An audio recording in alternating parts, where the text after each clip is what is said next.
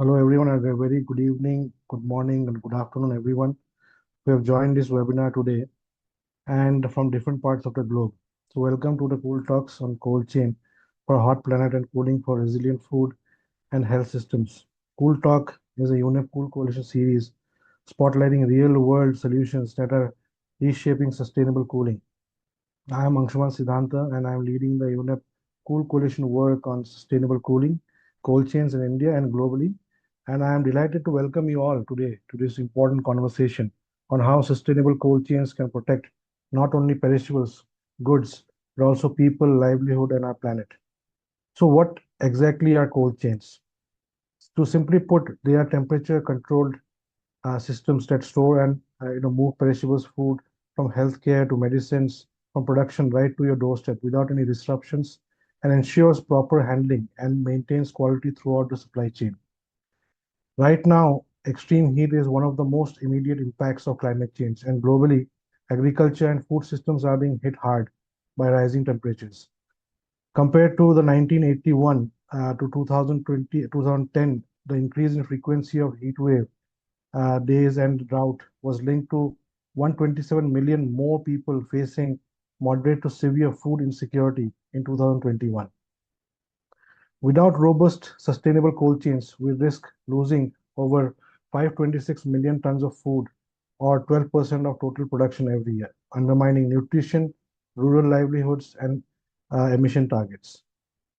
The same system are fundamental to vaccine delivery and medical preparedness, especially in regions most exposed to heat stress. India offers some powerful recent examples of both challenges and progress. Just last week, UNEP and the government of Haryana signed a landmark agreement to build an integrated renewable powered cold chain system, helping to reduce emissions, cut food loss, and boost farmers' income.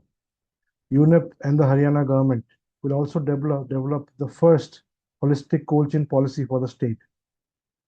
Meanwhile, in the other state in Bihar, our team is working with local partners and farmers to roll out energy efficient pack house, which will be the first net zero pack house facility in the state of Bihar. And which will be replicated across region as well. With fewer than 30 pack houses in Bihar, the state needs almost 2,200 pack house. That has a which is a massive gap in itself. Through the UNEP Cool Coalition supported by the Clean Cooling Collaborative, we are implementing the project scaling up investments in clean and efficient cold chains in India, which accelerates the development of sustainable and integrated cold chains.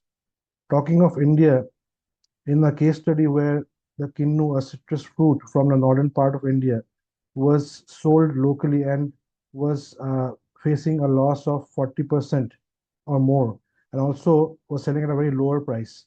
But with the intervention of pre-cooling pack house and reefer transport, it delivered the fruit through via cold chain to southern India of Karnataka, which was almost 2,500 kilometers away from its production site.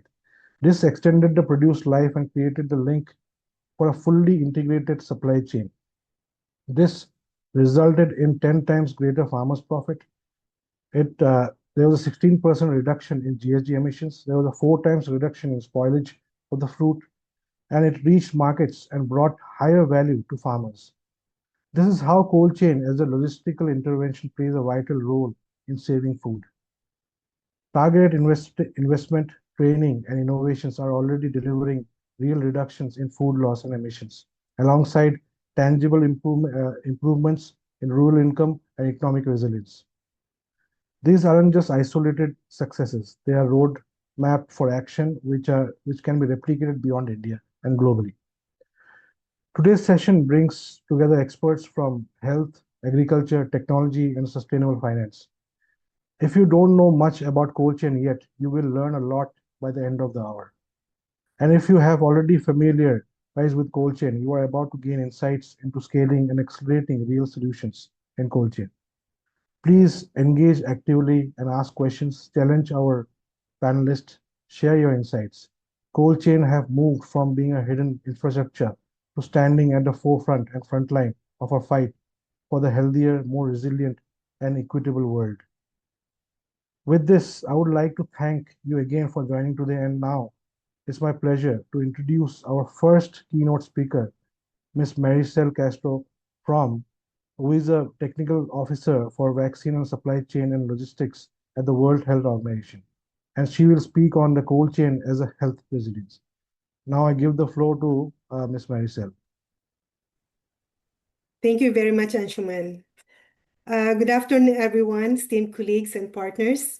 It is a privilege to speak with you today about the topic that sits in the heart of resilient health systems and food security, the cold chain.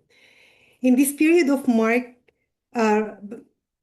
marked rising global temperatures, climate-induced disruptions, and widening health inequities, cold chains are no longer just technical infrastructure. They are strategic lifelines.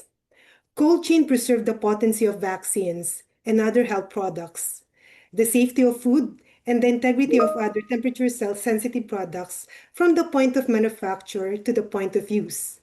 A robust cold chain system comprising WHO pre-qualified refrigeration equipment, trained personnel, standard operating procedures, and real-time temperature monitoring and control is essential for maintaining product quality and reducing wastage. This is especially critical in low and middle income countries, where fragile infrastructure and extreme weather events pose daily challenges to service delivery. Thanks to the initiatives like Gavi Cold Chain Equipment Optimization Platform, or the CCEOP, over 40,000 units of WHO pre-qualified equipment have been deployed to the last mile health facilities. This pre-qualified equipment ensures vaccine potency and minimizing closed vial wastage due to heat exposure and cold chain failure, even during power outages. One of the most transformative shifts that has been the transition from the absorption refrigerators, which are powered by gas or kerosene and emitting harmful pollutants, to solar direct drive or SDD refrigerators. These are clean, reliable, and climate-smart solutions that boosted cold chain performance in many countries. For example, in countries like Nigeria, the adoption of solar direct drive units has measurably increased the number of functioning refrigerators, as well as the number of health facilities that can provide immunization services, since they are less dependent on fuel or grid electricity. The installation of solar refrigerators has also expanded the number of health facilities providing services even in remote areas, as you can see in the next slide.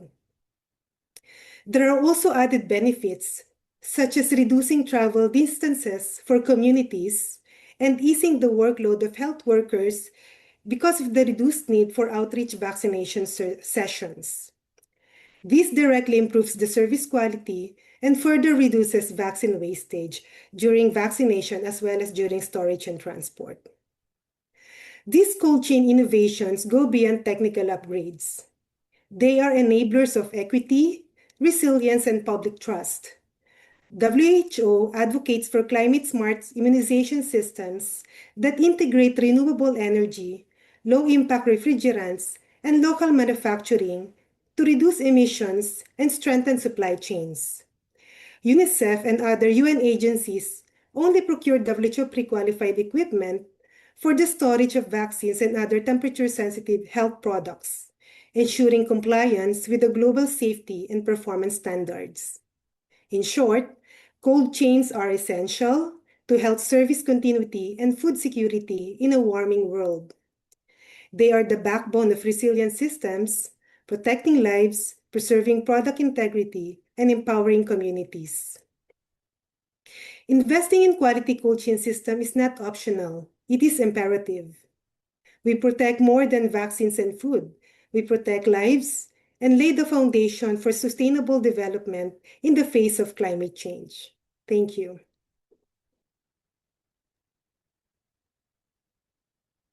Thank you, Maricel, for your insights into the healthcare sector cold chain and the needs and its benefits. Next, I would like to introduce our second keynote speaker, Johannes, who is a natural resources officer from Food and Agriculture Organization of the United Nations, and he will speak on cold chain storage and food security and the race to zero hunger. I'll give the floor to Ioannis. Thank you, Angstman, and thank you, colleagues, for being here today in this very interesting event where we cover cold chains, which is a very important topic currently as we are trying to reach all the SDGs. And I will more specifically speak how cold storage, food security, and the race to zero hunger are interconnected. So in order to start, I would like to give a bit of an overview how energy and agri-food systems are connected. And as agri-food systems consume about 30% of the global energy consumption, and as they are a lot fossil fuel based, they contribute to 31% of the greenhouse gas emissions. So in this regard, we can generally understand how important it is to address the energy part of agri-food systems in order to be able to feed the global population that is constantly growing and also decarbonize the agriculture sector. And even more now, going into a very important topic, which is the food loss and waste, we have to recognize how important cold chains can be in this. So as it has already been mentioned, around 526 million tons of food are being wasted every year due to the lack of effective refrigeration. And these losses can represent a huge opportunity that is missed to feed millions, to reduce pressure on natural resources, and be able to also improve the livelihoods of small-scale producers. This problem is even more pressing in regions that already face food insecurity, water scarcity, and climate stresses, as such inefficiencies can undermine the resilience and the sustainability across the entire food system. Now, a cold chain can play a critical role in transforming agri-food systems by reducing food loss and waste, improving food safety, and enhancing the livelihoods of small-scale producers. It can be central to achieve the global goals on food security, on climate resilience, and sustainable development. In many rural and off-grid areas, however, currently the lack of reliable electricity is a huge barrier to deploy cold chains. And this challenge also opens the door to have some solutions. And these solutions can be, for example, solar-powered refrigeration that can enable clean, decentralized, and climate-resilient cold chains where they are needed the most. Now, taking into account all of these challenges, with the lack of infrastructure, the lack of energy access, and the huge food loss and waste and impact on livelihoods and the food security, FAO is working to address these challenges. And as FAO, we are working to scale up sustainable cold chain solutions that can be accessible, affordable, and powered by renewable energy. Generally, we can work across different value chains, which can include fisheries, horticulture, and dairy. And FAO is currently supporting countries in identifying their needs, designing the appropriate technologies, and building the local capacity. And these efforts aim to not only reduce food loss and waste, but also improve food quality, increase market access, and strengthen the resilience of rural communities. The social and economic benefits of solar-powered cold chains are very far-reaching. For example, by reducing post-harvest losses and improving product quality, we can help small-scale producers, and especially women and youth, access better markets and generate more stable incomes. After giving this small introduction of how important solar energy can be in cold chains and how it can allow us to fight for zero hunger, I would like to give three short examples of FAO's concrete work in transforming agri-food systems through the use of renewable energy to power cold chains. One example is in the case of small-scale fisheries, where we have worked on the use of PV systems to power cold chains, and this has the potential to be transformative in this case. By enabling off-grid refrigeration and ice production, solar energy can significantly improve fish preservation and quality, while also contributing to climate mitigation. In this context, we have developed a technical guide that provides practical guidance for decision makers and practitioners on how to assess, design, and implement solar power cold chain solutions tailored to small-scale fisheries contexts. By equipping stakeholders with balanced practical information, this FAO guide can play a key role in supporting more informed decision making and also fostering sustainable transformation of small-scale fisheries. Another example of our work has been in the southern and eastern Mediterranean region, where we have worked with national partners to assess cold chain opportunities in horticulture value chains, including the value chain of tomatoes, potatoes, and onions.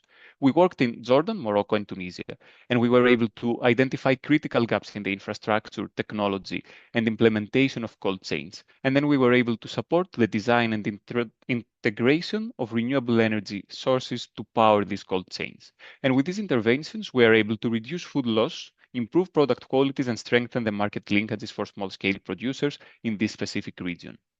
And lastly, in East Africa, we have supported the governments and stakeholders in Kenya, Tanzania, Uganda, and Rwanda to identify solar energy interventions that can improve the dairy value chain, and more specifically, also help in milk storage and handling in dairy value chains. By introducing solar power milk chillers and decentralized cooling hubs, these efforts have helped to reduce spoilage, improve hygiene and safety, and enable smallholder dairy farmers to have more access to markets and improve their livelihoods. Now, overall, I would like to close saying that cold chains are vital for resilient, inclusive, and sustainable agri-food systems. Their development, especially when powered by renewable energy, can unlock important benefits for food security, climate action, and rural livelihoods. And as FAO, we are committed to supporting countries in designing and implementing cold chain solutions that are tailored to the local needs, that can be environmentally sound and economically viable. Through technical guidance, policy support, and field-level interventions, we can continue to play a leading role in advancing renewable-powered cold chains as a strategic pathway towards reducing food loss and waste and achieving the Sustainable Development Goals. And with this, I would like to thank you all for your attention, and I would be very happy to have a very nice discussion in the Q&A. Thank you very much.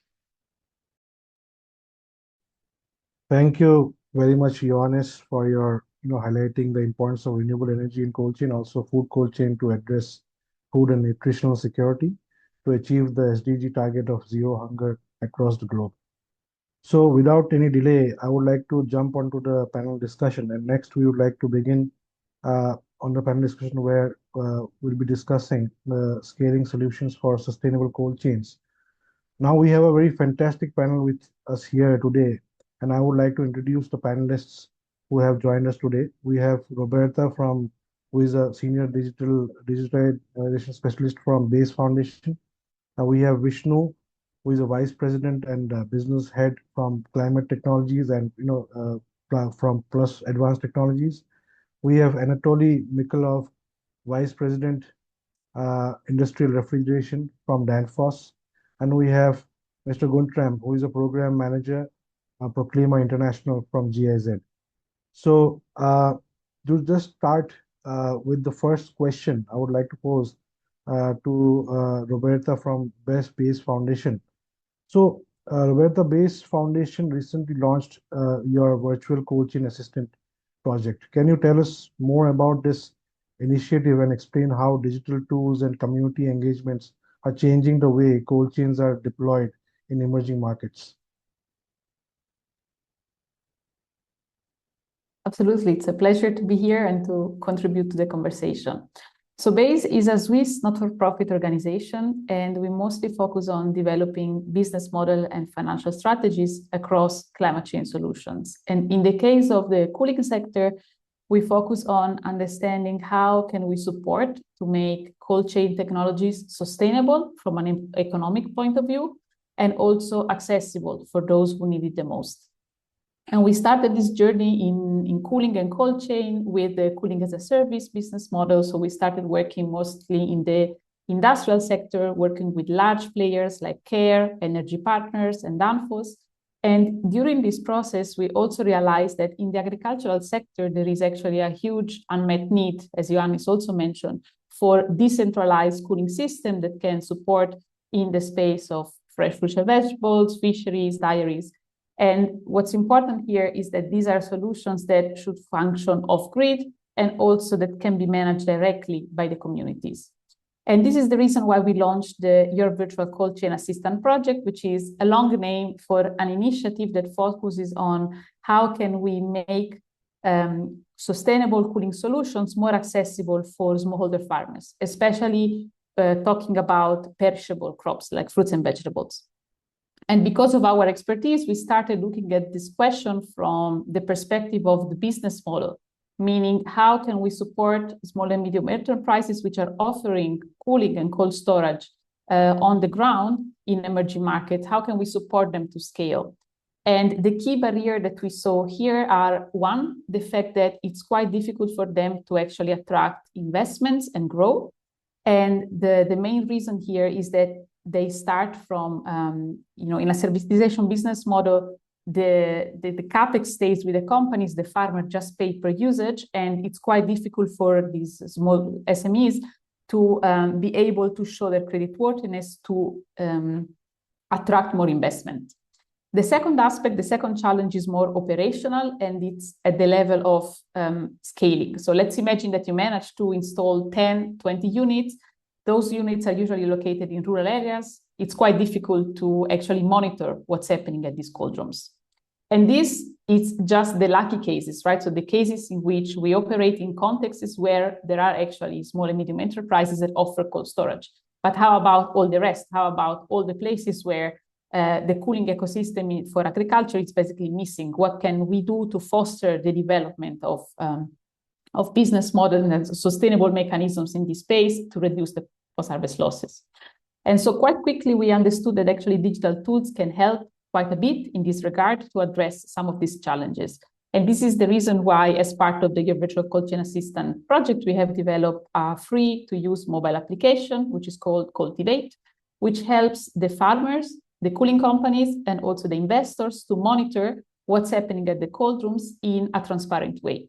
So the app basically functions as an inventory management system, but it also features some models that can help the farmers understand when and where they should sell based on what is the remaining quality of the produce that they're storing into the cold room and the market prices around them.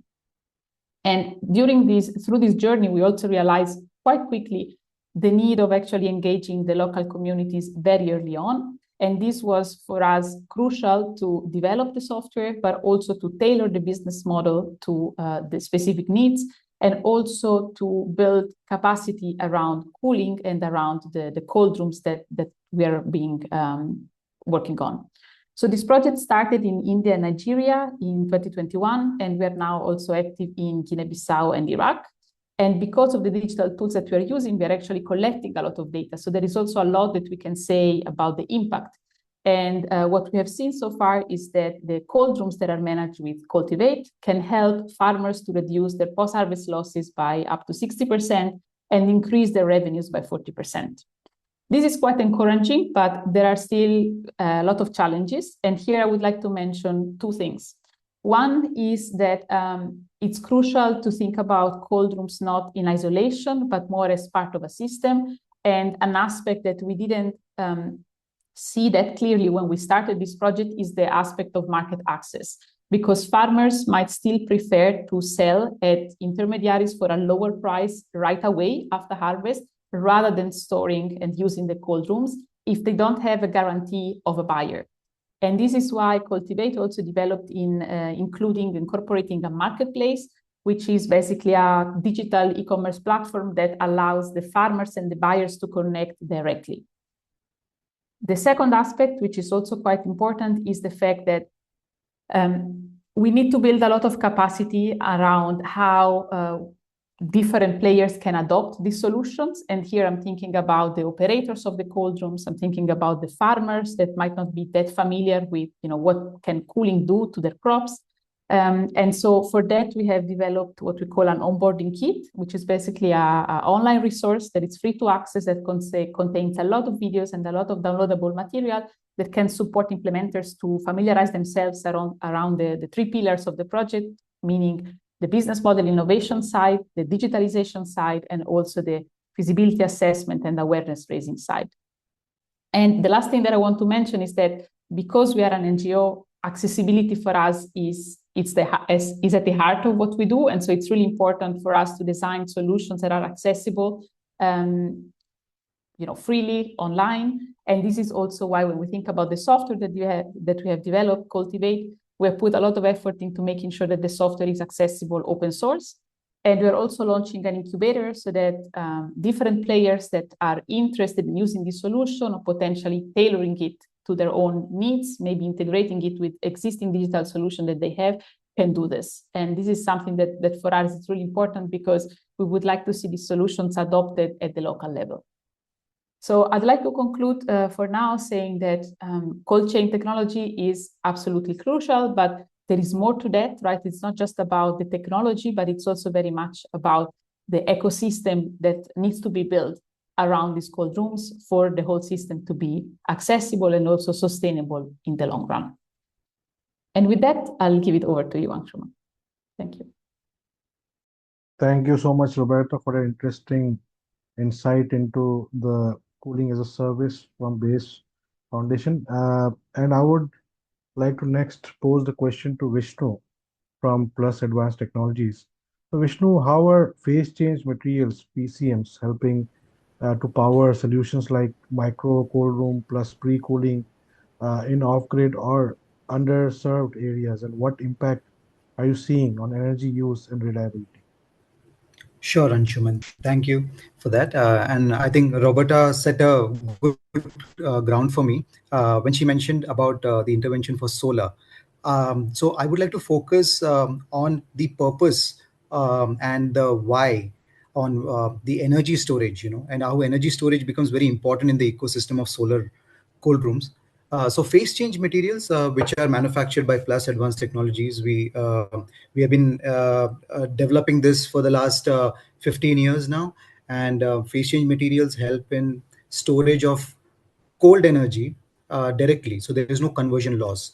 And among all the energy storage technologies, which is chemical storage, which is lithium ion battery, then there is mechanical storage technologies. Thermal energy storage is one of the most affordable and efficient forms of energy storage. So that is a premise of what the storage is. And the if we have to target two major sources of emissions, that is carbon dioxide emissions, that is fossil fuel and land use and agriculture. These are the two elements that we are targeting with a micro cold room integrated with phase change materials. So one of the key challenges with fossil fuel mitigation is that you need to look at electricity. And when we look at electricity, the one of the fact remains that even today 64% of the electricity generated in the world is coming from fossil fuel. Now that transition, while it is happening, we are also today we are looking at affordable renewable energy systems such as solar and wind. Now the problem with solar and wind is intermittency. The supply and the demand always do not match. And in this is the area where thermal energy storage plays a part, wherein we try to what we're trying to do is, when the sun energy is available or the wind energy is available, you generate the electricity in the form of, and the electricity runs a refrigeration unit. Now the refrigeration unit, instead of running continuously during the times when the sun energy is available or the wind energy is available, it also in parallel stores energy into these materials, these energy storage materials. And therefore it enables you to enable the 24/7 cooling in a cold room. And a micro cold rooms using phase change material today, we have been able to focus on various countries other than India, and we have today installed in Philippines, East and West Africa, Latin America, Bangladesh, Nepal. And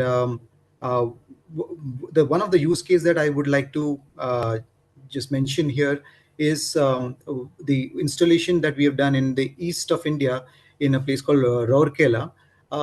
This was done with the UNDP, and wherein we installed an 80 metric ton solar cold room, which was a shared service. So so this was the municipal corporation of Rourkela, where multiple the fruits and vegetables sellers were allowed to use the storage in a manner that they can pay as you go, so as they use. So the utilization of this cold room throughout the year is about 70 to 80%.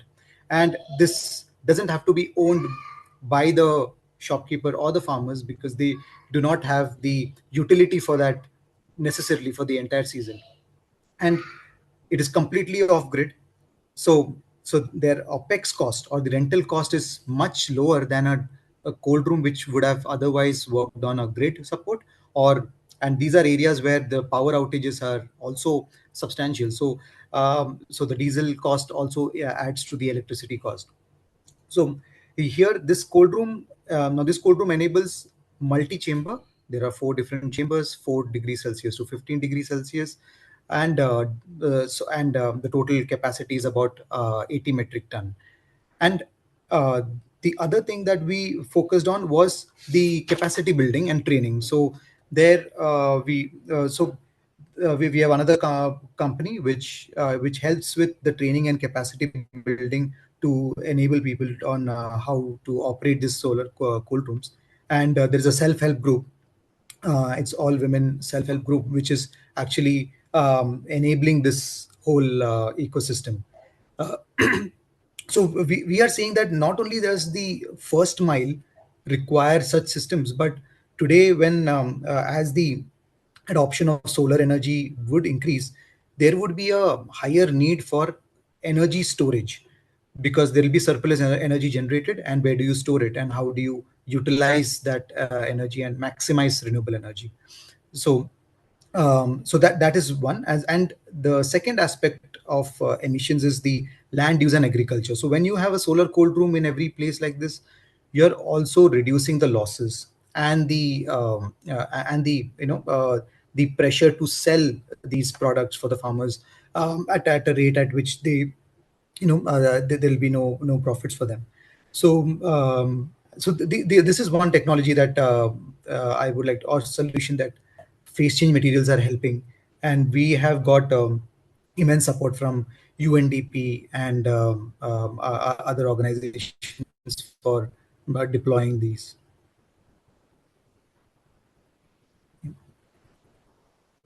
Yes, Yeah, Anshuman. thank you. Thank you, Vishnu, for your insights and facts about the use of phase change material and how training and capacity building is very important when it comes to cold chain deployment or any technology. And I think you have touched upon it very well. Next, I would like to ask Mr. Anatoly from Danfoss. So, Anatoly, can you talk to us about the benefits of combining energy efficiency and natural refrigerants in cold storages? Sure. I'm Danfoss working with components for large-scale industrial facilities such as cold storages, food processing plants, and as been discussed today, food and beverage industry consumes a lot of electricity. About a sort of electricity produced is going to this sector. So obviously, efficiency is quite important. Industry is targeting to reduce waste, food waste, increasing food security, and we'll need more of such facilities, and obviously, preferably without increase of energy consumption. When we look at the emissions, right, there are two key components to it. The one component is coming from direct emissions. Basically, the facility is running, consuming energy, and there's associated CO2 coming out. And here, there's a lot of opportunities to improve efficiency of such facilities. There are basically a lot of installed base where you could improve efficiency by 10, 20%, and not to mention the new build installations. And when you look at the global consumption of electricity, that could easily be 5, 6, if not more percentage of the total energy consumption. So this is quite significant. What's also important is that when we are looking at such solutions, the benefits are going to consumers. Obviously, you consume less electricity, you pay less for electricity, and the payback time, as a rule, is rather short. The second element to it is direct emissions. So basically, you have refrigerants in your systems, and as soon as you're talking about larger facilities, as soon as you're talking about distributed systems, the leaks are inevitable, and some of those refrigerants, especially a lot of chemical refrigerants, which widely used still, they have very high global warming potential, and anything between hundreds to thousands of CO2 tons of equivalent. And using natural refrigerants such as ammonia, such as CO2, there you have global warming potential of 0 to for the ammonia to 1 for CO2. And you can deploy these refrigerants in pretty much most common facilities. Not only that, those refrigerants, if rightly used, those are the most energy efficient ones. So you kind of have a win-win when you both utilize them to reduce energy consumption, but also to reduce direct emissions. So that's basically the way to go for those facilities. And just to conclude, the third element here, and Vishnu has just been talking a little bit about phase-changing materials. The thermal battery, which cold storages essentially are, is the most efficient way to store energy, right? So if you have a freezing facility, you can reduce, temperature by a little bit. If the solar energy is cheap, and if it's expensive, you can increase it a little bit. And thus you can enable integrating refrigeration facilities into the grid with renewable energies. You can you can mitigate fluctuations of solar energy, of wind energy. And especially if you're kind of take a next step and integrate refrigeration facilities with heat pumps where it's applicable. So those are kind of three main elements. And what's important, just to conclude my answer here, is that solutions out there. So it's not rocket science. These are available solutions. A lot of them we are working on. And as a rule, the payback time is also very, very reasonable. So economically, it's also a way to go. Thank you. Thanks a lot, Anatoly, for your intervention and how to use natural refrigerants like ammonia and CO2 and what is importance in cold chain. Plus, what is the importance of energy efficiency when you're designing any cold chain infrastructure? That is very important. So, going to our next panelist, I would like to ask Mr. Guntram from GIZ that GIZ has been advancing cold chain solutions using natural refrigerants. Can you share what makes these systems different and what lessons they offer for scaling sustainable cold chains globally? Thank you, Anshuman. I think we have already heard quite a number of contributions also going to the same direction as also just by Anatoly. So as we heard, cold chains are vital for ensuring food security and good health. However, as we also heard, high energy demand and also leaking refrigerants from cooling system also contribute to the ongoing climate change. So in our opinion, today, only the use of natural refrigerants prevent these negative long-term effects and breaking this vicious cycle of creating also additional problems while introducing not efficient and not sustainable refrigerants. I will shortly introduce two examples of naturally cooled cold chains implemented by Proclima. One is in Burkina Faso, a cold chain for meat, and another example of cold chains for vaccines in Malawi. We have prepared a short video of 2 minutes. Tunizulisa ya uso. Bala samar fuara. Kura ma uso mbe ya dama zema yamakawa. Marsi bono zema yamakawa. Nimni jidi abatora fawa. Wata nekane. Hankele wata nekane. Donc toute viande qui sort de la chambre froide normalement ne devrait plus retourner en chambre froide. Parfois, la qualité de la viande prend un coup. Donc du coup, le boucher n'arrive pas à vendre de la viande de qualité. Au Burkina Faso, la viande joue un rôle central dans l'alimentation. Mais sans une bonne conservation, elle peut rapidement devenir un danger pour la santé. Dans la capitale Ouagadougou, les solutions apportées jusqu'à présent pour préserver la chaîne du froid n'étaient pas satisfaisantes. Comme le frigo ne marchait pas tellement, c'était vraiment des mille problèmes. Parce qu'on était obligé même d'amener des petits frigos pour conserver, mais ça ne tenait pas. C'est pour répondre à ces problèmes de conservation que les différents acteurs impliqués dans la chaîne du froid ont participé au projet Refroidissement respectueux de l'ozone et du climat en Afrique de l'Ouest et centrale. En un mot, ROCA. Grâce à ROCA, c'est tout le circuit de distribution de la viande qui a été repensé. Dans ce projet, il y a en fait 3 sous-activités. La réhabilitation des chambres 10 et 11 de l'abattoir, la mise en place de logistique frigorifique, donc qui pourrait relier l'abattoir à Rodoko, au marché, Et ensuite, il y a la réhabilitation de la chambre froide, en fait, des marchés locaux. Nous sommes ici ce matin au marché central de Ouagadougou dans le cadre de la réalisation de 2 chambres froides positives en collaboration avec la GIZ Burkina. C'est une installation autonome. Elle fonctionne avec des panneaux solaires. On peut dire que c'est une chambre écologique en fait. Voilà. Elle répond vraiment à toutes les normes internationales en fait. La question sanitaire n'est pas le seul défi que Roca a permis de relever. Les solutions techniques mises en place au marché et à l'abattoir de Ouagadougou contribuent à la fois à la préservation de la santé et au respect de l'environnement. Aujourd'hui, on a un groupe avec un réfrigérant qu'on appelle le R290, qui est un réfrigérant qui protège la couche d'ozone, mais qui est utilisé aussi en de petites quantités. C'est-à-dire pour l'ancienne installation, on avait minimum, disons, 120 kg de réfrigérant qu'il fallait utiliser.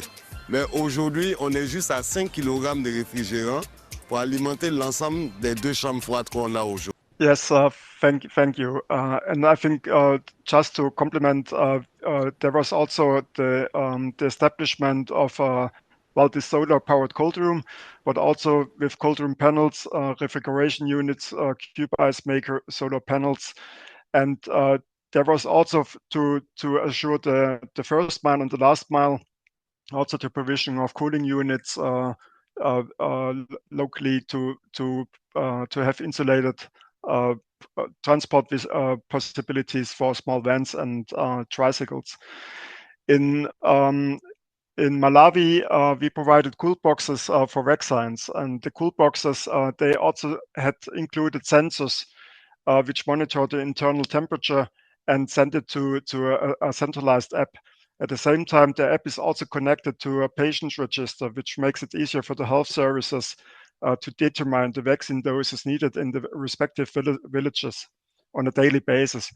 So the vaccine doses in the health centers are cooled again in a solar chill refrigerator that runs on solar energy and an ice storage. So with that, we had about a success of 50% fewer unusable vaccine doses. So you ask what makes these systems different? Well, for us, most importantly, they use natural refrigerants like R290 or also CO2 or ammonia. And that's beneficial from a climate perspective because of the low global warming potential and zero ozone depletion potential, but also they are not harmful to the environment. And they can be handled safely with adequately trained technicians, but that's also a necessity. You have to have trained technicians. And finally, these systems, they are energy and resource efficient. They are better than the other systems with other gases on the market. So what lessons do they offer for scaling up sustainable cold chains globally? Well, from our experience, pilots are important to show that these systems work, and particularly also to address the specific problems where health concerns need to be addressed. So there's solutions, single solutions are important. As also Anatoly said, the technologies are available for all kinds of requirements and climate conditions. So it's really possible today to have sustainable cooling. What is really not always that simple, and it was also mentioned already before, not just think at one demand of a single unit. When you talk about cold chain, you need to think about the whole chain. So you need to bring together the stakeholders along the chain, and that's not always easy. And we have experienced that. So that's sometimes really challenging. So upscaling in general remains a challenge. I admit it. So we further need to work on policy frameworks to qualify technicians. Standards need to be set and enforced. Funding raised to have business cases, to have countries where business cases are possible. And thanks for also bringing in the presentation with with some of the materials. Only a few of the materials we have there. And I would especially mention the last one, the green cooling along the cold chain. That was the Green Cooling Summit we did 2023. I think with still very up-to-date information where you will find a lot of information around cold chain. Thank you, Anshuman. Thank you, Guntram, for your insights on the GIZ project, and it was a very interesting video. And I think with this, I would like to thank the panelists for your insights and for enlightening us with how sustainable cold chain systems as a key adaptation strategy, which can be scaled up and help build resilience to climate change. And now we can open the discussion for Q&A from the online audience and participants. We can start with the first question. I think it is from Avinash, and he is asking, I think this question will be directed towards WHO. So I'll just read the question as how is the healthcare cold chain ecosystem in India working to minimize cold chain disruptions through the adoption of WHO GDP guidelines and the active participation of stakeholders in storage and distribution? Secondly, are Indian regulatory bodies engaged in implementation and enforcement of GDP standards? And have any mandatory regulations been established to ensure compliance across the supply chain in India? So I would request WHO, I think Maricel, if you want to answer this question, or anyone else.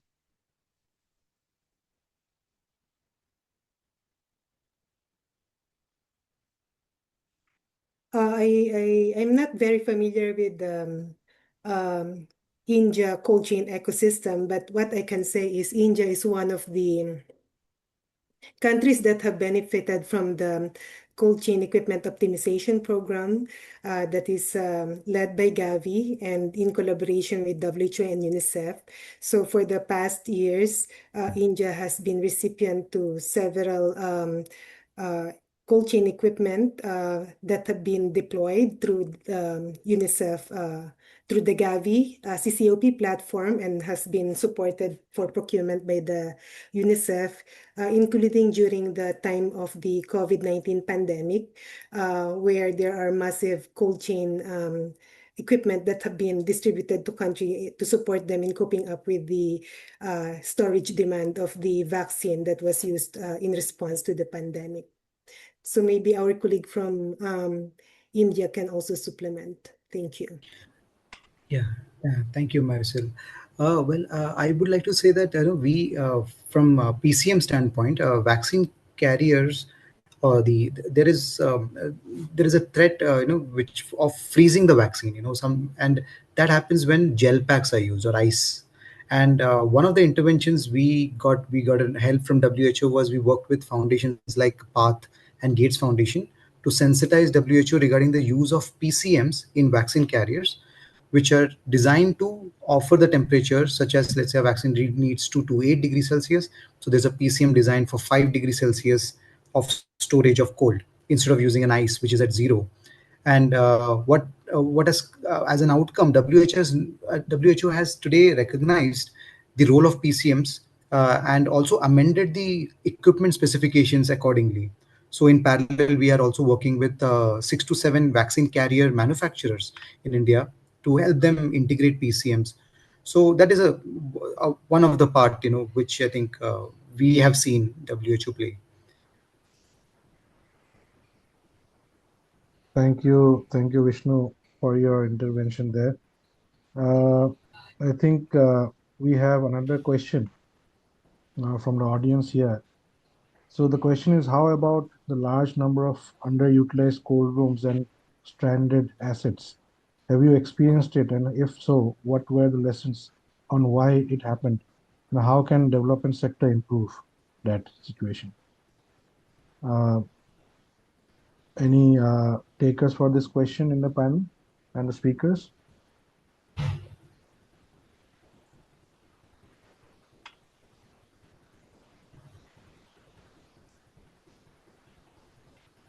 Or I think I can ask, because it is on cold rooms, I can also ask uh, either base or GIZ to intervene here. I can repeat the question if you want. No, it's fine, Anshuman. I can try to give an answer. Well, yes, we have seen that cold rooms are not utilized, and I think that's coming back to what I said, that when I think it's in general, when infrastructure is established, it's not only about the single equipment or the single cold room which is set up, but the whole chain needs to be included in the consideration. So what is how is the food coming, or the material coming to the cold room, and how is it coming to the end user? And the whole chain needs to be sustainable, also economically sustainable. And that sometimes what we have experienced are that cold rooms are too big. They're just planned based on market analysis, which are sometimes too optimistic, and then they are just big, and then they cost a lot of money because they use a lot of energy. And basically also then leading to a situation where they're not really used anymore. So based on what is actually the turnover, I think it's much easier to plan on the actual situation rather than to go a lot on or to work based on prognosis, and then really to ensure that there is also a business case involved, that that the stakeholders of the cold chain are really involved in also setting up and operating the equipment. I think that are maybe the 2 or 3 ingredients. Thank you, Guntram. And I think who else wants to make an Yeah, intervention here? I can Yes, supplement Marissa. as well from the health sector, especially on the immunization program. We actually don't normally see underutilized cold rooms, but there is already an effort to promote to maximize the availability of existing cold chain in the health sector, to promote the integration of storage of other thermosensitive health products in the same cold chain as traditionally used for vaccine. So this is also to ensure that the product quality is maintained for the products that are used by the other health programs. And WHO also has a role, especially like for countries that are receiving support through the Gavi, WHO, and UNICEF collaboration. Whenever they are submitting, before they even submit the formal proposal to Gavi for CCOP support, WHO is reviewing the proposals ahead of time in order to make sure that the request is reasonable, evidence-based, and really fit for purpose for use in the country. Not only in the context of the cold chain capacity that is required based on the demographics of the country, but also to make sure that the appropriate cold chain equipment are being provided for country use. Thank you. Thank you, Maricel, for that answer. And we have another question.